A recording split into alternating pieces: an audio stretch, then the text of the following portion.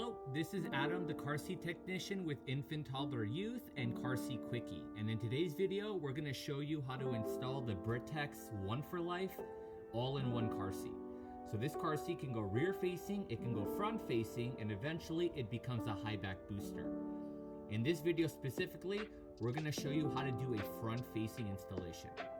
The first thing I like to do is get the tether in the trunk. So right behind the car seat here, stored in the back, there is a hook, and this is the top tether. This needs to get thrown in the trunk. In most cars, it's either behind the headrest or somewhere in the trunk. So I'm gonna go ahead and loosen up the strap. We're gonna toss it in the trunk, and we'll tighten this at the very end. Now on this car seat, it's a V-tether, so that means there are two straps with the hook in the middle. So I'm just gonna make sure that the strap is going around the headrest.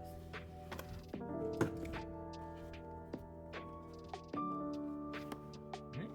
The next thing we're gonna look at is the leveling device. Now this car seat does have a leveling device for rear facing as well as front facing. And what we want is we want the clear arrow to be somewhere in the green because that is for front facing. So when we look on the side right now, we see that the clear arrow is actually pointed in the blue. We want it completely in the green.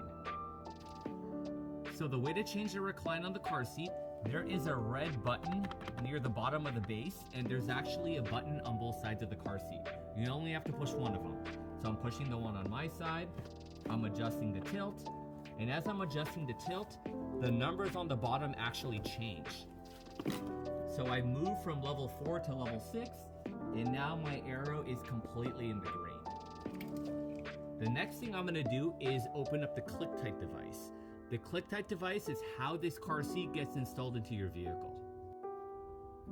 So right on the very front of the car seat, there's actually a label. It says ClickTight installation. If you lift this up, you're gonna see two red buttons. You're gonna squeeze the two red buttons together, and the whole front of the car seat will open up. Now there are stickers all around this chair. Blue is for rear facing, that's letting us know where our rear facing belt path is, but we'll be using green for front facing.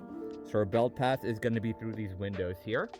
The stickers are also on the outside of the car seat. So green for front facing, blue for rear facing. So now that our installation door is open, we're going to grab our seatbelt and we're going to follow the green sticker for front facing. So I'm going to go through the tunnel on my side. It's going to go through the open lock-off door. It's going to come out the other side. And then I'm going to go ahead and buckle this in. Once it's buckled, I can start to tighten this. So grab only the shoulder belt and you want to pull it away from the seatbelt buckle. And as you're pulling on the seatbelt, you're using your body to kind of rock the car seat slowly from side to side. You're going to feel the car seat push into the vehicle seat, and it's going to tighten up a little by little. But the great thing about the Britax ClickTights is you don't have to tighten this too much. Just tighten the seatbelt a little bit. Because when we close our ClickTight door on top of the seatbelt, it does like a tension lock. So push it all the way down until you hear the clicking sound. With one hand only, grab it from either side of the car seat. You want to grab it where the green is because that's our front-facing belt path. And all you're looking for is less than an inch of movement. So the car seat should not be able to move more than an inch from side to side or front to back.